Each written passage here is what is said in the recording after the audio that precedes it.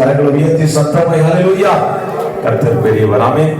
எல்லாம் திருப்பிக் கொள்ளுங்க. சங்கீதங்களின் புஸ்தகம் சங்கீதம் 147வது சங்கீதம் 147 அதனுடைய 12, 13, 14 வசனங்கள். கர்த்தரை ஸ்தோத்திரி, சீயோனே உன் தேவனை துதி. அவர் உன் வாசல்களின் தாழ்பாள்களை பலப்படுத்தி உன்னிடத்தில் உள்ள உன் பிள்ளைகளை ஆசீர்வதிக்கிறார். அவர் உன் எல்லைகளை சமாதானம் உள்ளவர்களாக்கி உச்சிதமான கோதுமையினால் உன்னை திருப்தி. அவர் உன் எல்லைகளை சமாதானம் உள்ளவர்களாக்கி உச்சிதமான கோதுமையினால் உன்னை திருப்தி ஆக்குகிறார். எல்லாரும் ஒரு விசை கரங்களை உயர்த்தி இங்க வேற இப்படியாக சொல்கிறது.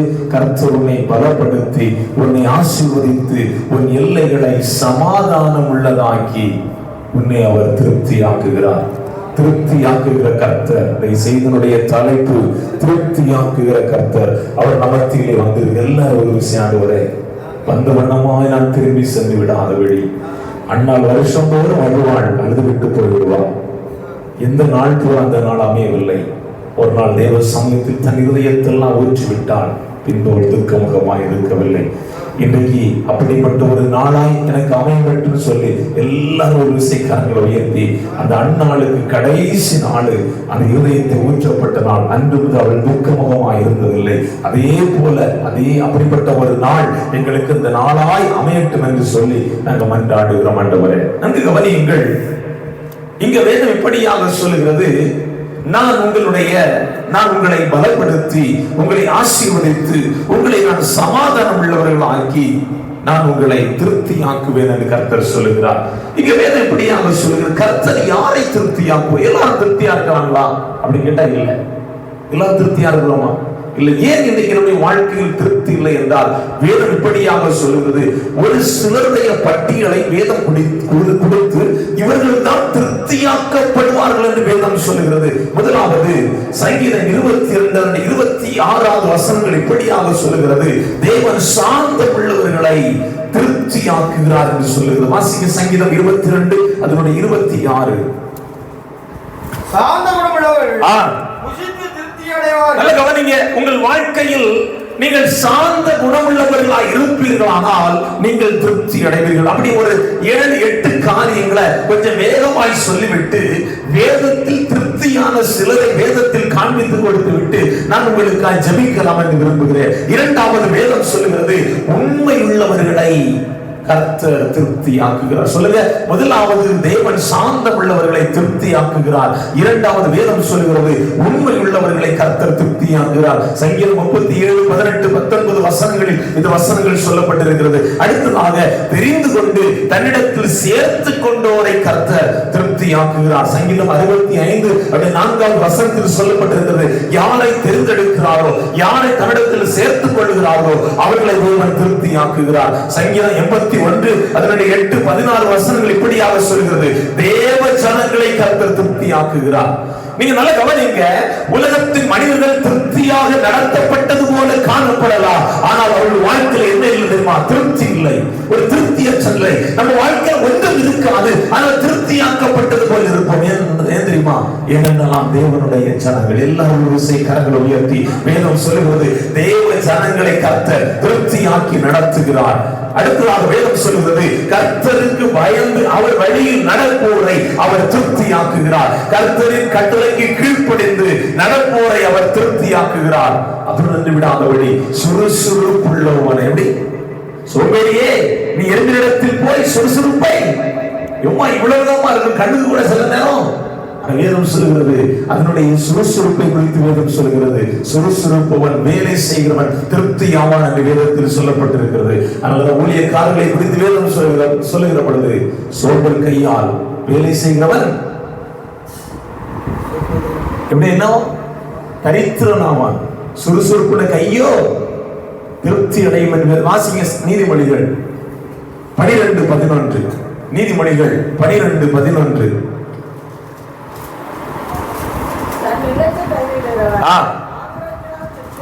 தன் நிலத்தை பயிரிடுகிறவன் ஆகாரத்தினால். அப்ப எப்படி எப்படி இருக்கும்? நம்ம உற்சாகமா என்ன வேதம் சொல்லுகிறது, கர்த்தருடைய வேலையை அசதியாய் செய்கிறவர் சபிக்கப்பட்டவர். அது ஊழியமானாலும் சரிதான், ஊழியத்தின் பாதையில் காணப்படுகிற எந்த ஒரு காரியமானாலும் சரி, எப்படி சொல்லலாம், உற்சாகமானவரை செய்ய வேண்டும் என்று வேதம் சொல்லுகிறது. அடுத்ததாக வேதம் சொல்லுகிறது, நீதிமானை கர்த்தர் திருப்தியாக்குகிறார். யார? அந்த நீதிமொழிகள் 14:14 வாசிங்க. நீதிமொழிகள் 14:14.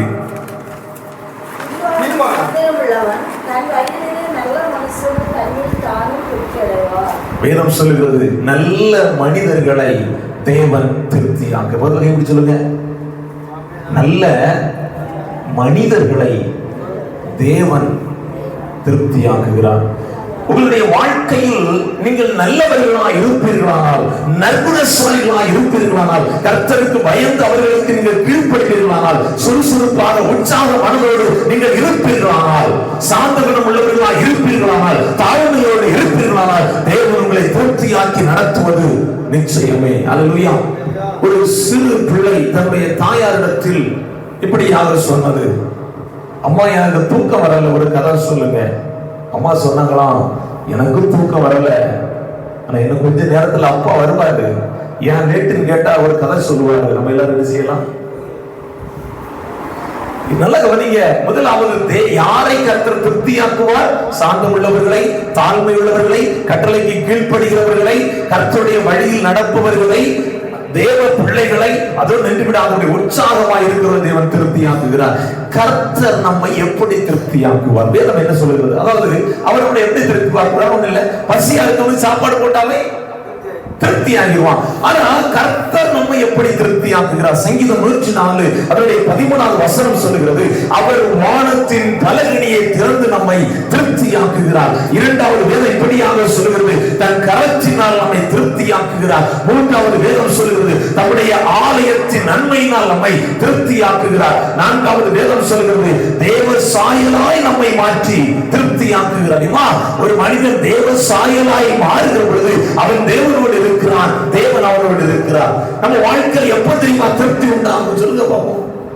தேவனோடு நாம் இருக்கிற பொழுது. அல்லேலூயா. கரங்களை உயர்த்தி, தேவ சாயலாக மாறி தேவனோடு இருப்பேன், நானும் தேவனோடு இருப்பேன்.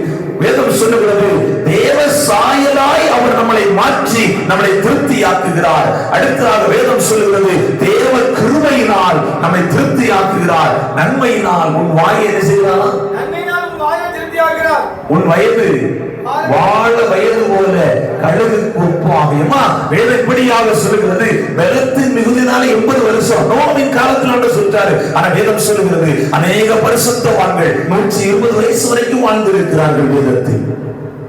அப்போ யார் திருப்தியாக்க வேண்டும்? தேவ கிருபை நம்மளை திருப்தியாக்க வேண்டும். வாசிங்க சங்கீதம் 107 அதனுடைய 8வது வசனம், அவர் நம்முடைய ஆத்துமாவை திருப்தியாக்குகிறார்.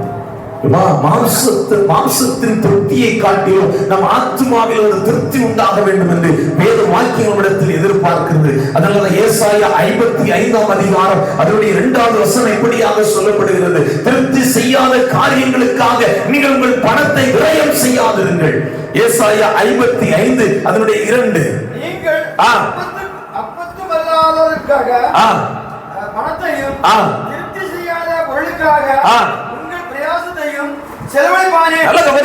உங்களை திருப்தி செய்யாத காரியங்களுக்காக உங்கள் பிரயாசத்தையும் உங்கள் பலனையும் உங்கள் பணத்தை செலவழிக்க வேண்டாம் என்று வேதம் சொல்லுகிறது. உங்களை திருப்தியாக்குகிறவர் யார்? கர்த்தராகிய தேவன் ஒருவரே. வேதம் சொல்லுகிறது, அவருடைய கிருபை நம்மை திருப்தியாக்குகிறது, அவருடைய கரம் நம்மை திருப்தியாக்குகிறது, அவருடைய சாயல் நம்மை திருப்தியாக்குகிறது, அவருடைய நன்மையினால் நம்மை திருப்தியாக்குகிறார், அவருடைய ஆலயத்தின் நன்மையினால் நம்மை திருப்தியாக்குகிறார். வேதம் இப்படியாக சொல்லுகிறது, அவன் அவன் உதடுகளின் விளைவினால் அவன் திருப்தியாவான். அல்லேலூயா. வேதம் சொல்லுகிறது, மரணமும் ஜீவனும் நாவின். அதனாலதான் அடிக்கடி சொல்லுவேன், உங்க பிள்ளைங்க வரும்போது என்ன செய்யக்கூடாது? சபிக்கக்கூடாது. அல்லேலூயா. நீங்க எதை விதைக்கிறீர்கள் அதை என்ன செய்யுங்க? ஒரு நாள் கண்டிப்பா வினை விதைக்கிறவன் தினை விதைக்கிறவன் நம்ம எதை விதைத்துக் கொண்டிருக்கிறோமோ நிச்சயமான ஒரு நாள் அறுவடை செய்வோம். அதனால்தான் நாத்தானியேல் சொல்றாரு யாருன்ற தாவீதினிடத்துல, நீ செய்த பாவத்தின் நிமித்தம் கர்த்தர் உம்மை நியாயம் தீர்ப்பார். நடந்துச்சா இல்லையா? பத்சேபாவிடத்தில் இவன் அந்த ரங்கத்தில் செய்ததை உப்பரிக்கையின் மேல் தாவீதின் மனைவிகளோடு அந்த பிள்ளைகள் நடந்து கொண்டதை வேத வாக்கியங்கள் தெளிவாய் சுட்டி காட்டுகிறது. அவன் தன்னுடைய நாவின் பலனால் திருப்தி அடைவான் என்று வேதம் சொல்லுகிறது. ஏன்னா வேதத்தில் திருப்தி அடையாதவைகள் அநேகங்கள் உண்டு. வாசிக்கிறீங்களா? பிரசங்கி ஆதார் சொல்லுவாரு. பிரசங்கி 5ஆம் அதிகாரம், பிரசங்கி 5ஆம் அதிகாரம் அதனுடைய 10வது வசனம் வாசிங்க. பிரசங்கி 5 அதனுடைய 10. பணப்பிரியன் பணத்தினால் திருப்தி அடைவதில்லை. பாத்தீங்களா? பொருளாசைக்காரன் பொருளால் திருப்தி அடைவதில்லை, பணம் உள்ளவன் பணத்தினால் திருப்தி அடைவதில்லை. ஒரு மனிதன் எனக்கு நல்லா தெரியும், பல கோடிகள் உள்ள மனிதர், ஆனா இன்னும் வேணும் இன்னும் வேணும் இன்னும் வேணும், ஏன் அவர்கள் திருப்தி இல்லை. என்னது இல்ல? ஒண்ணு இல்ல. ஒரு மனுஷன் கையில 999 ரூபாய் இருக்கட்டு, அவன் என்ன நினைப்பான்? என்ன ஒரு வாரம் தான் உள்ளதானையா? ஏன்னா இன்னைக்கு மனிதர்களுக்கு பணத்தினால் திருப்தியில் வாசிங்கயா தொடர்ச்சியா செல்வம் பெரியன் செல்வம் பெருகினால் திருப்தி அடைவதில்லை என்று 17ஆம் வசனம் வாசிங்க. அதே பகுதி 17 பிரசங்கி 5:17.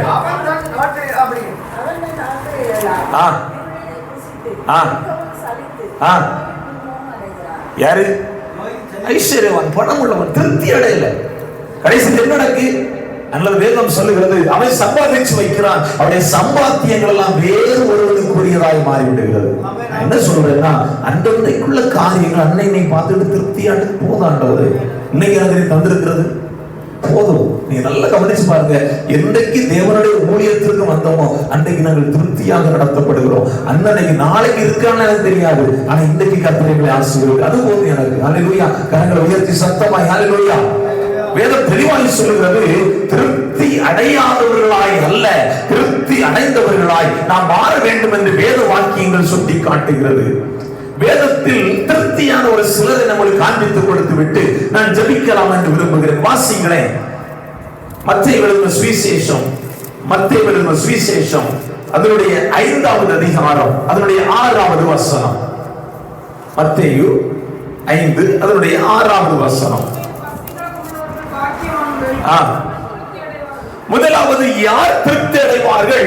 நீதியின் மேல் பசிதாக உள்ளவர்கள் திருப்தி அடைவார்கள். தேவஜனங்களே, நீதியின் மேல் பசிதாகத்தோடு இருக்கிறீர்களா? இன்னைக்கு பாருங்க, எங்கு பார்த்தாலும் அநியாயங்களும் அநீதிகளும் நடந்து கொண்டிருக்கிறது. அதான் சொல்லுவாங்க, நீதிக்கு சின்ன சுழி, நீதிக்கு நெடில் சுழி, நிதிக்கு நிதியை கொடுத்தா நீதி கூட விலகி, புரிஞ்ச பணத்தை கொடுத்தா நீதியை கூட விலைக்கு வாங்கி விடலாம் என்கிற ஒரு காலகட்டத்தில் நாம் வாழ்ந்து கொண்டிருக்கிறோம். ஆனா நமக்காக கர்த்தர் நீதி செய்வதற்கு இறங்கினார். எந்த பணம் கொடுத்தாலும் செல்லுபடியாக. ஹல்லேலூயா. எல்லாரும் ஒரு விசைக்காரங்களை உயர்த்தி கொஞ்சம் மந்தமான சூழ்நிலையை பார்க்கிறேன். மந்தமான சூழ்நிலை, தேவனை ஆராதிக்க வந்திருக்கிற நம்ம அப்படி ஒரு நிமிஷம் எழுந்து நின்று இன்னைக்கு வந்திருக்கிற நம்மை கர்த்தர் திருப்தியாக்கி நடத்த வேண்டும் என்று விரும்புகிறார். ஆனால் திருப்தி அடைய முடியாதபடி ஏதோ ஒரு தடைகள் இடத்தில் உலாவுகிறதை கர்த்தருடைய ஆவியானவர் காண்பித்துக் கொண்டு எல்லாரும் கரங்களை உயர்த்தி என்னை திருப்தியாக்கும்படியாய் வந்திருக்கிற கர்த்தருடைய பாதத்தில் அர்ப்பணிக்க வேண்டும். என் எண்ணங்களில் திருப்தி, என் யோசனைகளில் திருப்தி, என் சிந்தனைகளில் திருப்தி, நான் செய்கிற காரியங்களில் திருப்தி, என் குடும்பத்தில் ஒரு திருப்தி, என் சந்ததியில் ஒரு திருப்தி, என் தலைமுறையில் திருப்தி என்று கட்டளையிடும்படியாக இந்த வேலையை இறங்கி வந்திருக்கிறீர்கள். உமக்கு நாங்கள் நன்றி செலுத்துகிறோம். ஆனால் அதை நாங்கள் பெற்றுக் கொள்ள முடியாதபடி எங்கள் மத்தியில் விளங்குகிற இந்த மந்திரமான காரியங்களை இயேசுவின் நாமத்தினாலே இந்த வேலையை செயலற்று போவதாக. எழும்பி எழும்பி செய்கிறதே உன் வல்லமையை தரித்துக் கொள் என்று சொன்ன வார்த்தையின்படி நீங்கள் கர்த்தருடைய வார்த்தை அப்படியே ஏற்றுக்கொள்வீர்களானால் அது உங்களுக்குரியதாய் மாறும். சொல்லுங்க, ஆண்டவரே என்னை திருப்தி ஆக்குவீராக. வந்த வண்ணமாய் நான் திரும்பி செல்ல விரும்பவில்லை. சொல்லுங்க, வந்த வண்ணமாய் நான் திரும்பி செல்ல விரும்பவில்லை. என்னை திருப்தியாக்கி நடத்தும் என்று சொல்லி மன்றாடுகிறோம். ஆமென். உட்காருங்க. வேதம் இப்படியாக சொல்லுகிறது, நீதியின் மேல் பசிதாகம் உள்ளவர்களாக இருக்க வேண்டும் என்று சொல்லி. அதனால மத்தேயு 5ஆம் அதிகாரம், மத்தேயு 5ஆம் அதிகாரம் அதனுடைய 20வது வசனம், வேதபாரகர் பரிசேயர் என்பவர்களுடைய நீதியில் உங்கள் நீதி அதிகமாயிராவிட்டால் பரலோக ராஜ்யத்தில் பிரவேசிக்க மாட்டீர்கள் என்று உங்களுக்கு சொல்லுகிறேன். அதாவது உலகத்தின் மனிதர்களை காட்டிலும் உன்னத தேவனுடைய பிள்ளைகளாக நம்முடைய நீதி எப்படி இருக்க வேண்டும் தெரியுமா? தேவனுக்கு முன்பாக செம்மையானதாக இருக்க வேண்டும் என்று பரிசுத்த ஆவியானவர் விரும்புகிறார். யோசேப்புடைய வாழ்க்கை எடுத்து பாருங்கள். நீதி உள்ளவனாய், நியாயம் உள்ளவனாய், செம்மையானவனாய், தேவனுடைய வார்த்தைக்கு கீழ்ப்படிந்தவனாய் நடந்ததை நாம் நம்மால் பார்க்க முடிகிறது. எத்தனையோ பிரச்சனைகளும் போராட்டங்களும் அவருடைய வாழ்க்கையில் அவருடைய நீதியை அவனை விட்டு விரட்டும்படியான ஒரு காரியங்கள் சம்பவித்த போதிலும் தன்னுடைய நீதியை விட்டு அவர் விலகவில்லை. நம்முடைய வாழ்க்கையில் இருக்கிற பிரச்சனைகளை கண்டு நாம் நீதியை விட்டு விலகி விடுகிறோமா? இல்ல, நீதியை விட்டு விட்டு நாம் ஒருபோதும் விலகி விடக்கூடாது. எப்படியாக சொல்லுகிறது? பரிசேயர், சதுசேயர், ஆயக்காரர்கள், அது மட்டுமல்ல அந்த வேதபாரகர்கள், அவர்களுடைய நீதியிலும் உங்களுடைய நீதி அதிகமாக இருக்க வேண்டும் என்று கர்த்தர் நம்மிடத்தில் எதிர்பார்க்கிறார். இதை யாருக்கு சொல்லுகிறார்னா, திரளான ஜனங்களை கண்டு மலைகள் மேலேறி பிரசங்கம் பண்ண ஆரம்பித்து வந்திருக்கிற ஜனங்கள் எல்லாரையும் பார்த்து சொல்லுகிறார், எல்லாரும் நீதி உள்ளவர்களாய் வாழ வேண்டும். ஆனா இன்றைக்கு தேசம் அநீதியினால் நிறைந்திருக்கிறது, நீதிக்கு தூரமாய் போய் கொண்டிருக்கிறது. ஒரு காரியம் சொல்லட்டா, உலகத்தின் மனிதர்கள் எப்படி வாழ்ந்தாலும் பரவாயில்லை, நான் நீதியின் பாதையில் நடக்க வேண்டும். ஏன் தெரியுமா? அந்த பாதை ஜீவனுள்ள பாதை, அது உங்களை நித்தியத்தில் கொண்டு சேர்க்கிற பாதை, அது நித்திய தேவனோடு உங்களை இருக்க வைக்கிற பாதை. அந்த பாதை விட்டு விட்டீர்களானால் உங்களுடைய வாழ்க்கையில் வாதைகள் வந்து உங்கள் வாழ்க்கை ஆண்டு கொள்ளும் என்று வேதம் சொல்கிறது. அல்லேலூயா. அதனால உன்னதமான மறைவில் இருக்கிறவன் சர்வவல்ல நிழலில், அவங்க நிழல்ல வந்துட்டா நம்மை சத்துருவான ஒருபோதும் மேற்கொள்ள முடியாது. அல்லேலூயா. இங்க வேதம் இப்படியாக சொல்கிறது. யோசேப்பினுடைய நீதியை நாம் பார்க்கிற பொழுது அவன் மட்டுமல்ல திருப்தியானது. ஆதியாகமம் 41ஆம் அதிகாரம், ஆதியாகமம் 41ஆம் அதிகாரம் அதனுடைய 53வது வசனம் நீங்க எடுத்து வாசிப்பீர்களானால் அங்க இப்படியாக சொல்லப்படும். வாசிக்கலாமே. ஆதியாகமம் 41 அதனுடைய 53 ஒரு வாசிக்கலாமே. எகிப்து தேசத்தில் அந்த பரிபூர்ணமுள்ள 7 வருஷங்களும் முடிந்த பின் யோசேப்பு சொல்லியபடி 7 வருஷ பஞ்சம் தொடங்கினது. சகல தேசங்களிலும் பஞ்சம் உண்டாயிற்று. ஆனாலும் எகிப்து தேசமுக்கு ஆகாரம் இருந்தது. எகிப்து தேசமுக்கு பஞ்சம் உண்டான போது ஜனங்கள் உணவுக்காக பார்வோனை நோக்கி ஓடிவிட்டார்கள். அதற்கு பார்வோன், நீங்கள் யோசேப்பிடத்திற்கு போய் அவன் உங்களுக்கு சொல்றபடி செய்யுங்கள் என்று எகிப்தியர் எல்லாரும் சொன்னான். எகிப்தியர் எல்லாருக்கும் சொன்னான். தேசமெங்கும் பஞ்சம் உண்டானபடியால் யோசேப்பு களஞ்சியங்களை எல்லாம் திறந்து எகிப்தியருக்கு விட்டார். பஞ்சம் எகிப்து தேசத்தில் வர வர கொடியதாயிற்று. சகல தேசங்களிலும் பஞ்சம் கொடியதாயிருந்தபடியால் சகல தேசத்தார்களும் யோசேப்பிடத்தில் தானியம் கொள்ளும்படி எகிப்து வந்தார்கள். நல்ல கவனிங்க. தேசம் முழுவதும் பஞ்சம், ஆனா நீதியை செய்தவன் இருக்கிற இடத்துல பஞ்சம் எட்டிப்பார்கள். எல்லாரும் விசைக்காரங்களை உயர்த்தி, உலகமே பஞ்சத்துல இருந்தாலும் கொள்ளை நோயினால செத்து போனாலும் என்னை பறந்து காக்கிற பட்சியை போல அவர் பாதுகாப்பதற்கு போதுமானவராக இருக்கிறார். இல்லையா? நல்ல கவனிங்க. யோசேப்பிட்ட வந்து எல்லாரும் என்ன செஞ்சாங்களா? பார்வோன் சொல்றான், யோசேப்பு இடத்துல போங்க, நீங்கள் திருப்தியாக இருந்தால் மட்டுமே பிறரை திருப்திப்படுத்த முடியும். யோசேப்புடைய வாழ்க்கை திருப்தியா இருந்தது. காரணம் என்ன? நீதியா இருந்தான். நீதியா இருப்பவருடைய வாழ்க்கை திருப்தியாக்கப்படுகிறது என்று வேதம் தெளிவாய் சொல்லுகிறது. அல்லேலூயா. ஒரு நிமிஷம் யோசேப்பு வாழ்க்கையை நினைச்சு பாருங்க. எத்தனை பாடுகளை கடந்து வந்தார். எந்த பாடிலும் அவர் கிறிஸ்துவின் அன்பை விட்டு விலகி விடவில்லை. அவர் வேதம் சொல்லுகிறது, இயேசு கர்த்தராகிய தெய்வம் அவரோடு இருந்தார். நம்மளோடு இருக்கிறாரா? ஒரு நிமிஷம் சிந்தித்து பாருங்க. அவர் நம்மளோடு இருக்கிறாரா? யாரெல்லாம் உணர்ந்து இருக்கிறீங்க? அவர் என்னோடு இருக்கிறார். யாரெல்லாம் உணர்ந்து இருக்கிறீங்க? தேவன் என்னோடு இருக்கிறார். ஒரு மனிதனோடு தேவன் இருப்பானால் அவன் பாவத்திற்கு தன்னை விலக்கிக் கொள்வான், அநீதிக்கு தன்னை விலக்கிக் கொள்வான், அக்கிரமங்களுக்கு தன்னை விலக்கிக் கொள்வான், வீண் சம்பாஷணைகளுக்கு தன்னை விலக்கிக் கொள்வான், புறக்கூறுதலுக்கு தன்னை விலக்கிக் கொள்வான். என்னுடைய வாழ்க்கை எப்படி இருக்கிறது? உலக மனிதர்களுக்கு நமக்கு என்ன வித்தியாசங்கள் இருக்கிறது? நாம் எந்த வித்தியாசங்களை காண்பித்துக் கொண்டிருக்கிறோம்? உலகத்தில் போகிற போக்கில் நாம் ஓடுவோமானால் அவர்கள் போகிற போக்கில் நான் போகிற பொழுது அவர்கள் எங்கே போகிறார்களோ அங்கே நாம் தள்ளப்பட்டு விடுவோம். அடிக்கடி கேட்பேன், எங்கே சிலர்கள் ஆயத்தமாய் இருக்கிறீர்கள்? பரலோகமா பாதாளமா? தேவன் தெளிவாய் சொல்கிறது, நீங்கள் நீதியின் மேல் பசிதாகமாய் இருப்பீர்களானால் தேவன் உங்களை திருப்தியாக்கி நடத்துவார். அநேகரை போஷித்து திருப்தியாக்குவதற்கு உங்களை பயன்படுத்துவார். அல்லேலூயா. கரங்களை உயர்த்தி சத்தமாய் அல்லேலூயா. நல்ல கவனிங்க. இரண்டாவது சங்கீதங்களின் புஸ்தகம் 91ஆம் அதிகாரம் அதனுடைய 1வது வசனம். உன்னதமானவருடைய மறைவில் இருக்கிறவன் சர்வ வல்லவர் நிழலில், அந்த 16வது வசனம் வாசிங்க. 91:16.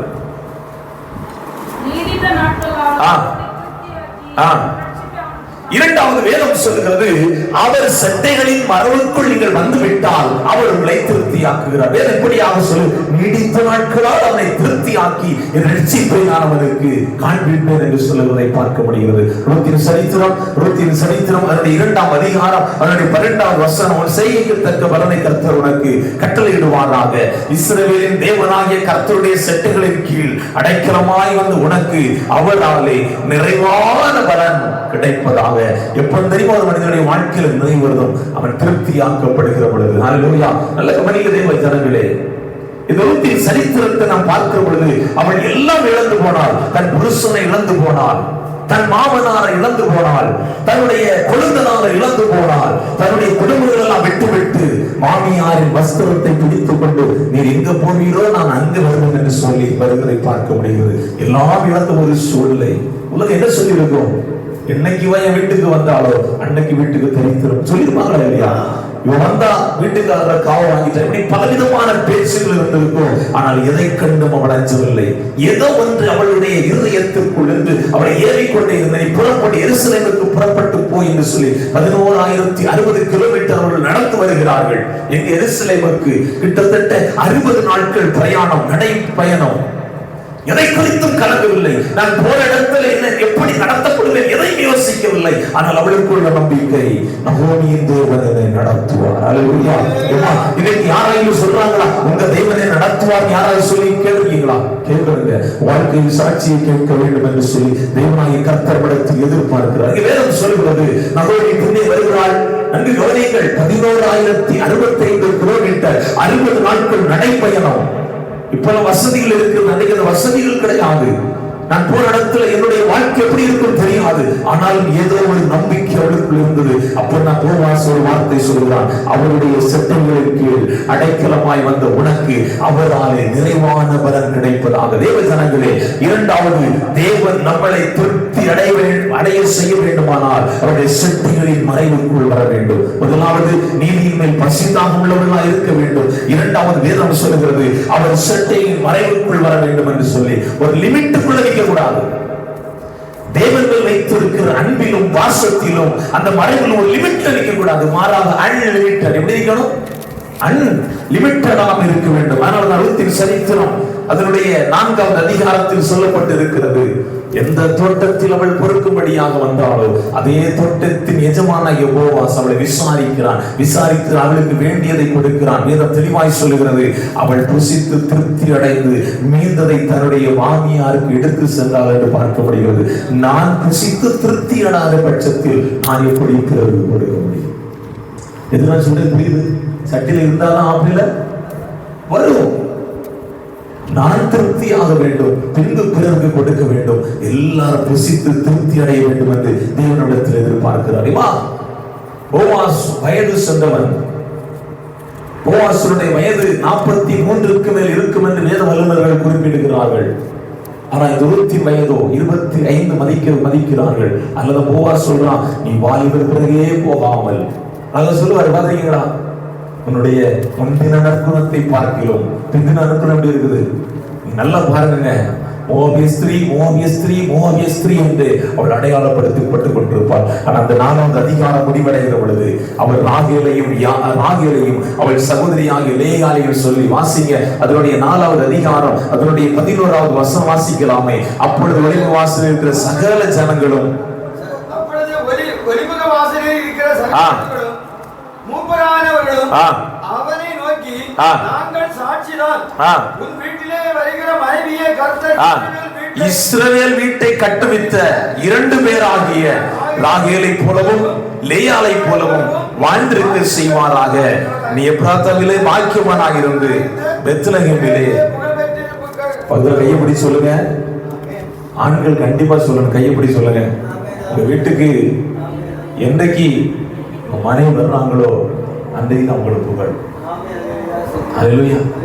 பாருங்க, அதுவரையிலும் இந்த போவாஸ் எங்க இருந்தான்னு யாருக்கும் தெரியாது. சொல்லட்டா, ரூத் என்றைக்கு போவாஸின் கையை பிடித்தாலோ அன்றைக்கு தான் போவாசுடைய பெயர் கூட வெளியே ஆரம்பித்தது. ஹல்லேலூயா. சரித்திரம் போவாசின் சரித்திரமா ரூத்தின் சரித்திரமா? அப்ப ரூத்தை சொல்லிதானே போவாஸ் வெளிப்படுறாரு.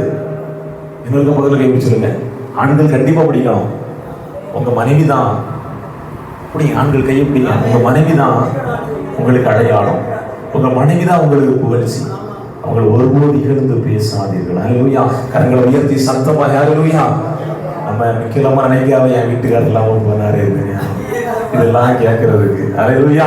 கரங்களை உயர்த்தி சத்தமாய் ஹல்லேலூயா. கர்த்தருக்குரியவருக்கு வேதம் தெளிவாய் சொல்கிறது, தான் சாப்பிட்டு மீந்ததை திருப்தியாக சாப்பிட்டதை தன் மாமியாருக்கும் கொண்டு செல்கிறான். அது மட்டுமல்ல, எந்த தோட்டத்தில் பொறுக்கும்படியாய் வந்தாலோ அந்த தோட்டத்தின் எஜமானியாய் மாற்றப்பட்டால் வேதம் சொல்லுமே. ஒரு நாள் இயேசு வசனத்தை கேட்க வந்தவர்களை இன்னைக்கு பிரசங்கப்படியா ஆண்டு கொண்டு வரலையாமா. அதே போல தாங்க வந்தது வார்த்தையை கேட்க. இன்னைக்கு அநேகரும் வார்த்தை கொடுக்கும்படியா கர்த்தருடைய ஆவியானவர் பலப்படுத்தி கொண்டிருந்தார். ஹல்லேலூயா.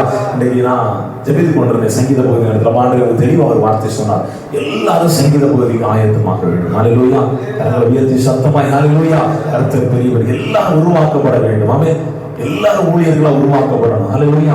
எத்தனை சொல்ல புரியுது? எல்லாரும் கர்த்தருடைய ஊழியர்களாய் மாற வேண்டாமே. ஹல்லேலூயா. கரங்களை உயர்த்தி சத்தமா ஹல்லேலூயா. தெரியுமா, ஒரு அப்போஸ்தலனால மட்டும்தான் பிறரை தட்டி எழுப்ப முடியாமே. அந்த அழைப்பு என் மேல இருக்கிறத நான் நம்புறேன், விசுவாசிக்கிறேன். நம்ம சபைக்கு வர்ற எல்லாரையும் தேவனாய் கர்த்தர் நிச்சயமாய் பிரசங்கிக்கும்படியாய், உபதேசிக்கும்படியாய், போதிக்கும்படியாய், சுவிசேஷத்தை அறிவிக்கும்படியாக தேவன் தைரியத்தை கொடுத்து உயர்த்த போகிறார். ஹல்லேலூயா. முதலாவது வேதம் சொல்லுகிறது, நீதியின் மேல் பசி தாகம் உள்ளவர்களை தேவன் திருப்தியாக்குகிறார். இரண்டாவது வேதம் சொல்லுகிறது, அவருடைய சட்டங்களில் மறைவுக்கு கீழ் வருகிறவர்களை தேவன் உயர்த்துகிறார். மூன்றாவது வாசிங்க மத்தேயு எழுதின சுவிசேஷம். எல்லாருக்கும் இந்த பகுதி தெரியும். மத்தேயு எழுதின சுவிசேஷம் அதனுடைய 14ஆம் அதிகாரம். மத்தேயு எழுதின சுவிசேஷம் அதனுடைய 14ஆவது அதிகாரம் அதனுடைய 14ஆவது வசனத்தில் ஒருவர் வாசிக்கலாமே. இயேசு வந்து திரளான ஜனங்களை கண்டு அவர்கள் மேல் மனதுருகி அவர்களில் வியாதியஸ்தர்களாய் இருந்தவர்களை சுத்தமாக்கினார். வாசிங்க, தொடர்ந்து வாசிங்க. சாயங்காலம் போன போது அவருடைய சீஷர்கள் அவரிடத்தில் வந்து, இது வனாந்தரமான இடம், நேரமாயிற்று, ஜனங்கள் கிராமங்களுக்கு போய் தங்களுக்கு போஜன பதார்த்தங்களை கொள்ளும்படி அனுப்பிவிட வேண்டும் என்றார்கள். இயேசு அவர்களை நோக்கி, அவர்கள் போக வேண்டுவதில்லை, நீங்களே அவர்களுக்கு போஜனம் கொடுங்கள் என்றார். அதற்கு அவர், இங்கே எங்களிடத்தில் 5 அப்பங்களும் 2 மீன்களே அல்லாமல் வேறொன்று இல்லை என்றார்கள். அவர்கள் என்னிடத்தில், நல்ல கவனிங்க தேவ ஜனங்களே, தேவன் என்னை திருப்தி அடைய செய்ய வேண்டுமானால் அவர் கரத்தில் வர வேண்டும். 5 அப்பமும் 2 மீனும் சீஷர்கள் கரத்தில் இருக்கிறது வரையிலும் பிறரை திருப்தியாக்க முடியாது. வேதம் தெளிவாய் சொல்கிறது, வனாந்தரமான இடம் ஒன்றுமில்லை. அந்த மார்க் எழுதின சுவிசேஷம் 6ஆம் அதிகாரம் நீங்க திருப்பிட்டீங்கன்னா தெளிவா சொல்லப்பட்டு ஒன்றுமில்லை. அந்த மார்க் 6வது வசனம் 6வது அதிகாரம் அதனுடைய 34வது வசனத்திலிருந்து பார்த்தோம்னா இன்னொரு பகுதி சொல்லுங்க. அநேக ஜனங்களை கண்டு அவர்கள் மேய்ப்பர்களான ஆடுகளை போலிருந்தபடியால் அவர்கள் மேல் மனதுருகி அநேக காரியங்களை அவர்களுக்கு உபதேசிக்க தொடங்கினார். வாசிங்க. வெகு நேரம் சென்ற பின்பு அவருடைய சீஷர்கள் அவரிடத்தில் வந்து, இது வனாந்தரமான இடம், வெகு நேரமாயிட்டு, புசிக்கிறதற்கும் இவ்விடத்தில் ஒன்றுமில்லை. நல்ல கவனிங்க, ஒன்றுமில்லை. 5 அப்பமும் 2 மீன்களும் இருக்கிறது. ஆனால் சீஷர்கள் சொல்லுகிறார்கள் ஒன்றுமில்லை. பக்கத்துல கருத்தப்படி சொல்லுங்க, அந்த 5 அப்பமும் 2 மீனும் உங்க கையில் இருக்கிற வரைக்கும் ஒன்றுமில்லை. அது பிறரை திருப்திப்படுத்த முடியாது. ஆனால் நீங்கள் கர்த்தருடைய கரத்தில் வருவீர்களானால் உங்களை கொண்டு அநேகரை திருப்திப்படுத்துவதற்கு தேவன் போதுமானவராக இருக்கிறார். இயேசுவின் கரத்தில் வந்தபொழுது வேதம் சொல்கிறது, அவர் வானத்தை அண்ணாந்து பார்த்து அதை ஆசீர்வதித்து பிட்டு சீஷர்களுக்கு கொடுத்து சொன்ன, எல்லாருக்கும் பகிர்ந்து கொள்ளுங்கள். பிரித்து கேட்கிறாரு, 200 பணம் இருந்தால் இவர்களை போஷிக்க முடியுமா? கொஞ்சம் நெஞ்சம் இல்ல, 7,50,000 ரூபாய் இருந்தாங்கன்னா இந்த 5,000 புருஷர்களையும் ஸ்திரீகளையும் போஷிக்க முடியும். தலைக்கு வெறும் 50 ரூபாய் வச்சு பார்த்தாலும் எவ்வளவு புரியுதா? அங்க இருந்த ஜனங்களை தலைக்கு 50 ரூபாய் வச்சு பார்த்தாலும் 7,50,000 ரூபாய் இருந்தால் அவர்கள் என்ன செய்ய முடியும்? போஷிக்க முடியும். 200 பணத்திற்கு அப்பங்களை வாங்கி கொடுத்து இவர்களை போஷிக்க முடியுமா? முடியாது. ஆனா வேதம் சொல்கிறது, அவர் கரத்தில் அந்த அப்பம் வந்த பொழுது 5 அப்பம் 2 மீனும் 5,000 புருஷர்களை மட்டும்தான் மென்ஷன் பண்ணி இருக்கிறாங்க. ஆனா எத்தனை ஸ்திரீகள் எத்தனை பிள்ளைகள் என்று சொல்லப்படவில்லை. ஆனா வேதம் சொல்கிறது, திருப்தியானதோடு நின்று விடாதபடி மீதம் எடுக்க எல்லாம் ஒரு விஷயம் கரங்களை உயர்த்தி, நான் என் கர்த்தருடைய கரத்தில் வருவேனானால் என்னை திருப்தியாக்குகிறதோடு நிறுத்தி விடாதபடி என்னுடைய வாழ்க்கையில் தேவன் மீதம் எடுக்க செய்வார். யாருடைய வாழ்க்கையில் 10 நாள் அனுபவங்கள் இருக்கிறதா? வருகின்ற வருமானங்கள் வீணாய் செல்கிறதா? ஆவியான அவர் தெளிவாய் சொல்கிறார், இனி நான் உங்களை திருப்தியாக்கி நடத்த போகிறேன். திருப்தியாக்கி நடத்திடுவார், தேவைகளை சந்திப்பார், மீதம் எடுக்க வைப்பார், பிறருக்கு கொடுக்க வைப்பார். பாடி மன்றாடுவோம், கோடி நன்றி சொல்லுவோம். இத லூக்கா எப்படி சொல்றாரு பாருங்க. லூக்கா எழுதின சுவிசேஷம் அதனுடைய 9ஆம் அதிகாரம், லூக்கா எழுதின சுவிசேஷம் அதனுடைய 9ஆம் அதிகாரம் அதனுடைய 12வது வசனத்திலிருந்து ஒரு வாசிக்கலாமே.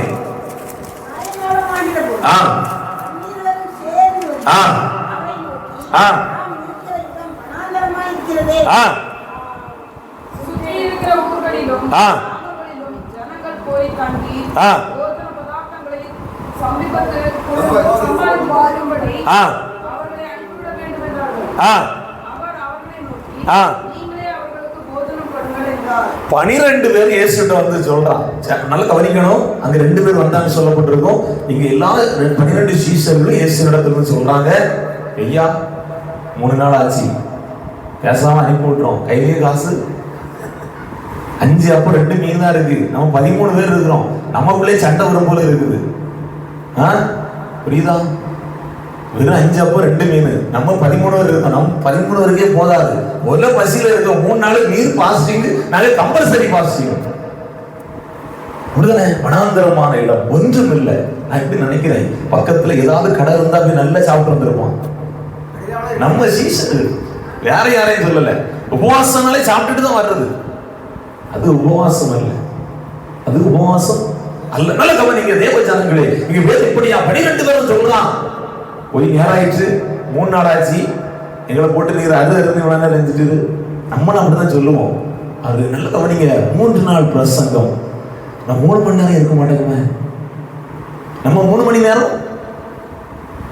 3 நாள் பசியை மறந்தார்கள், தன் குடும்பத்தை மறந்தார்கள், நம் சொந்தத்தை மறந்தார்கள். இயேசு கிறிஸ்து பேசிட்டே கேட்டுட்டே இருக்கலாம். 3 நாள் ஆச்சு. யார் சொல்றா தெரியுமா? இயேசு சொல்றாரு. வாசிங்க, யோவான் 6ஆம் அதிகாரம், யோவான் 6ஆம் அதிகாரம் அதனுடைய 5வது வசனத்திலிருந்து வாசிங்க. இயேசு தம்முடைய கண்களை ஏறெடுத்து திரளான ஜனங்கள் தம்மிடத்தில் வருகிறதை கண்டு பிலிப்பை நோக்கி, இவர்கள் சாப்பிடத்தக்கதாக அப்பங்களை எங்கே போடலாம் என்று கேட்டார். நாம் செய்ய போகிறதை அறிந்திருந்தோம், அவனை சோதிக்கும்படி கேட்டார். எப்படி? தான் செய்ய போகிறதை அறிந்திருந்தும் அவனை சோதிக்கும்படி அவருக்கு தெரியும். தான் என்ன செய்ய போகிறேன் என்பது அவருக்கு என்ன செய்யும் தெரிந்திருந்தாலும், இயேசு சில நேரங்களில் இடத்துல சில கேள்விகளை கேட்பார், சில ட்விஸ்ட முன்னாடி வச்சிருப்பார். நாம் என்ன செய்ய போகிறோம் என்பதை நாம் நம்மை சோதிக்கும்படியாக. அல்லேலூயா. பிலிப்பு சொல்றான், 200 பணத்துக்கு வாங்கினாலும் காணாது. சீசர்கள் சொல்றாங்க, எங்கேயாவது அனுப்பிவிடாம போய் சாப்பிட்டுட்டு போட்டு. ஆண்டு சொல்றாரு, நான் இவர்களுக்காய் பரிதபிக்கிறேன். வாசிங்க தொடர்ச்சி அப்படியே.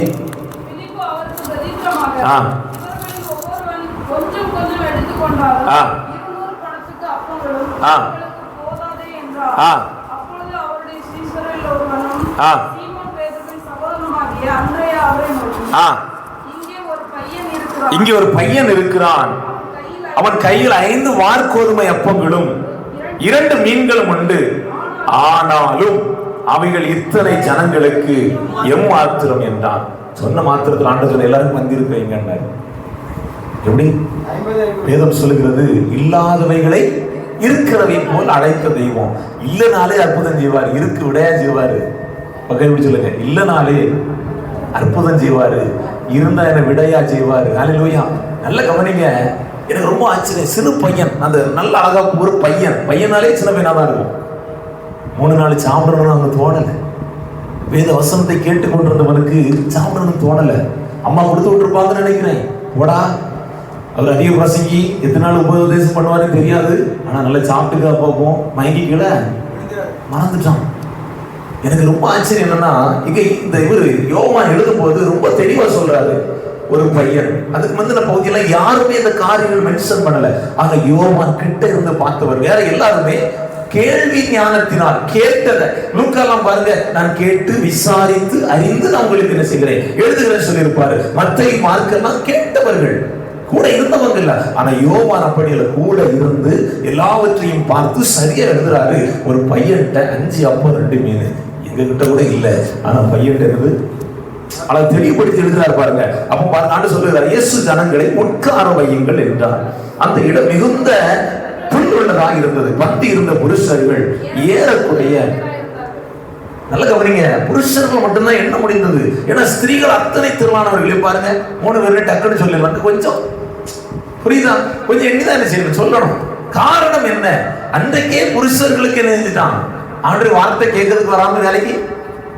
ஆனா ஸ்திரீகள் அப்படி அல்ல, அன்றையிலிருந்து இன்றைக்கு வரைக்கும் வாஞ்சியா இருக்கிறாங்க. நான் திரும்ப சொல்றேன், எந்த குடும்பத்தில் ஸ்திரீகள் இருக்கிறார்களோ அந்த புருஷர்கள் பாக்கியவாங்க. இல்லையா?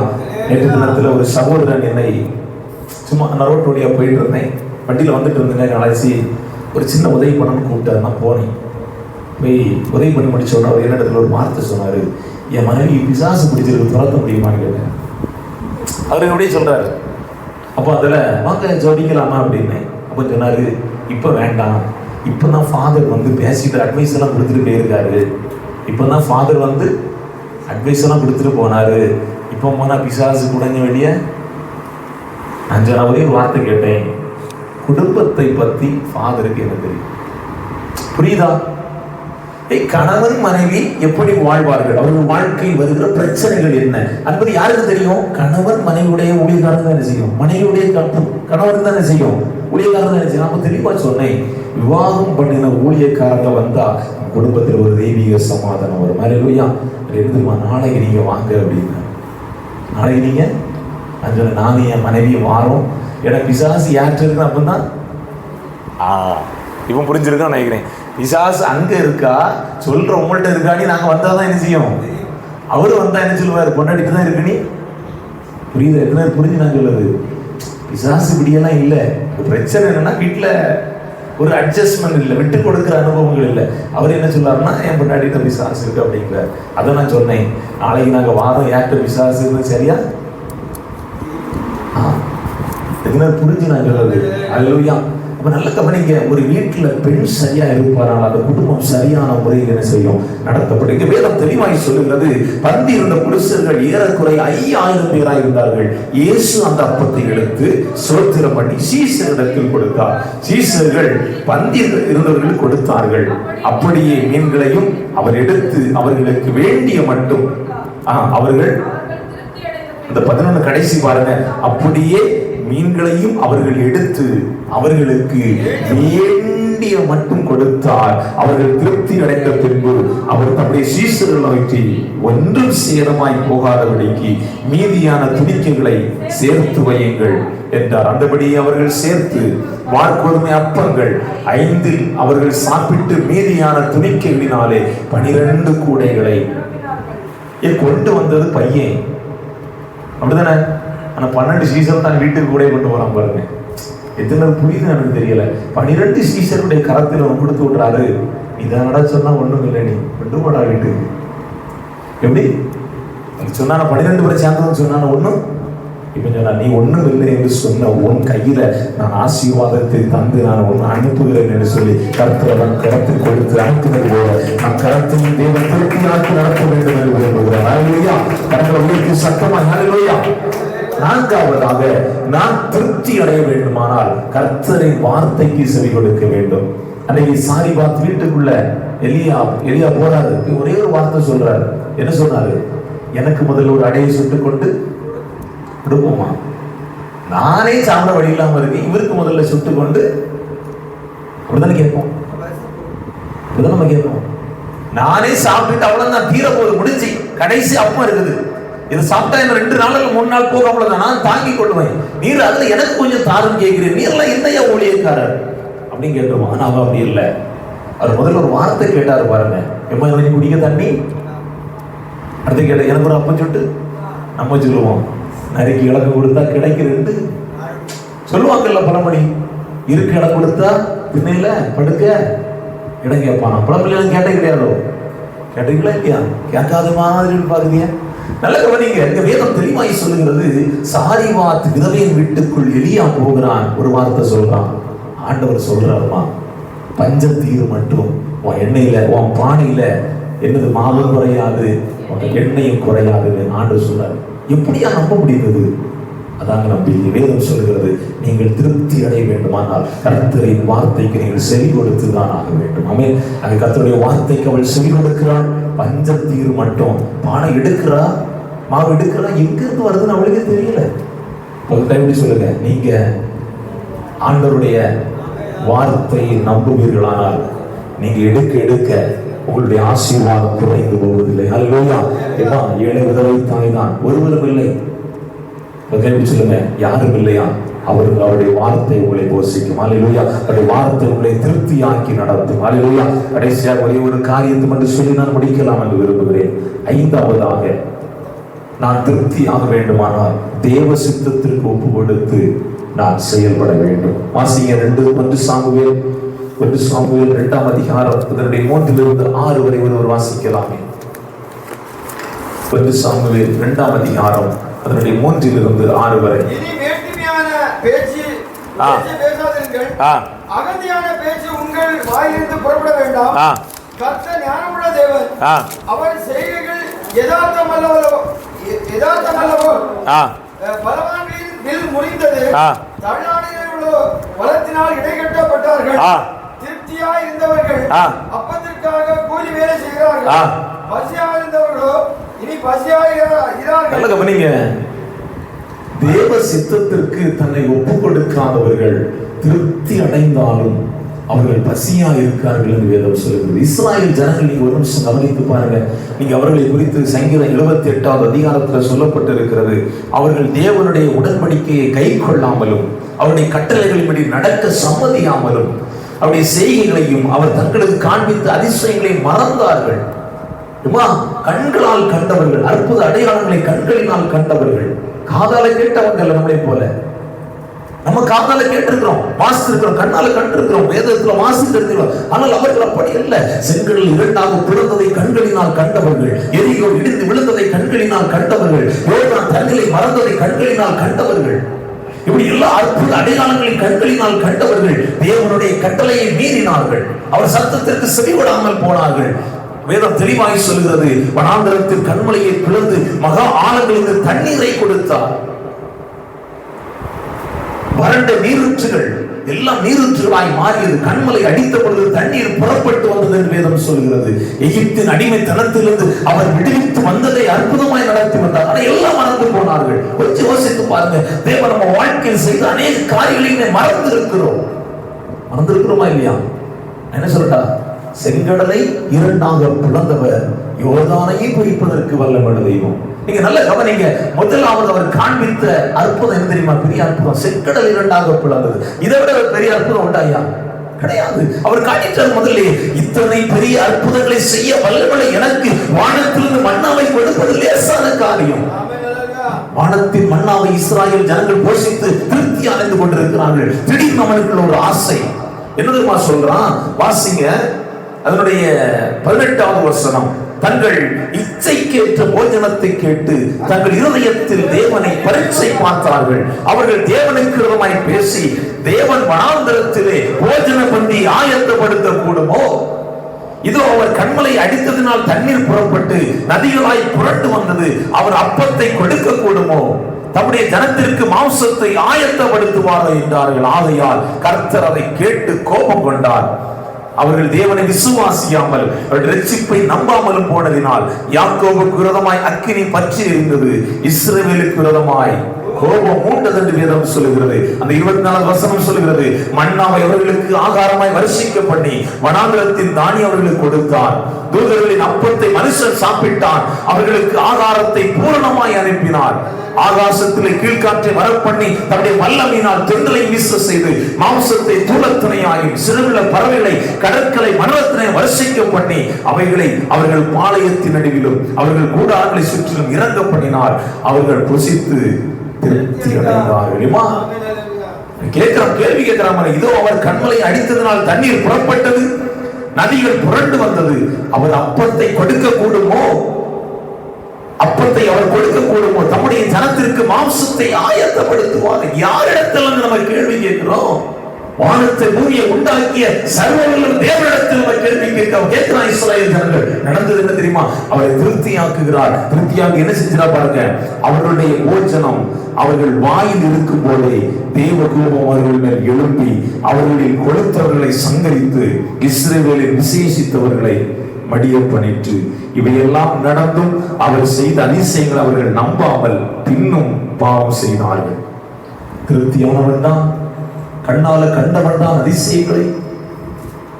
அடிமைத்தனத்தின் முகத்தடியில் உடைத்து தேவன் எப்படி என்னை வழிநடத்தி வந்தார் என்பதை கண்களினால் கண்டு விசுவாசித்தவன் தான். தேவனிடத்தில் கேள்விக்கு என்னை அவர் திருப்தியாக்க கொண்டுமோ? ஏங்க முடியாது. தேவனால் அவர் திருப்தியாக்க முடியுமா? முடியாதா? முடியுமா? முடியாது. நிச்சயம் முடியும். அவர் நம்மளை நிச்சயமாய் திருப்தியாக்கி நடத்த முடியும். வேதம் சொல்கிறது அவர் நம்மளை திருப்தியாக்கி நடத்துகிற கர்த்தர். அநேக நேரத்தில் தேவையுள்ள நேரத்தில் நம்ம துவண்டு போய் நின்றோம் அல்லவா? எத்தனை மனிதர்களை நம்ம பார்த்திருப்போம். இனி எனக்கு உதவி செய்ய மாட்டாயா என்று பிறனுடைய கரத்தில் கையேந்துவதற்கு முன்பாக நீ ஒரு விஷயம் தேவனை பார்த்திருப்பாயானால் அவருடைய திருப்தியாக்கி நடத்தியிருப்பார் அல்லவா? தேவ ஜனங்களே, நான் திரும்பவும் சொல்றேன், நீங்கள் தேவனை நோக்கி பார்த்தீர்களானால் உங்கள் முகம் ஒருபோதும் வெட்கப்பட்டு போவதில்லை.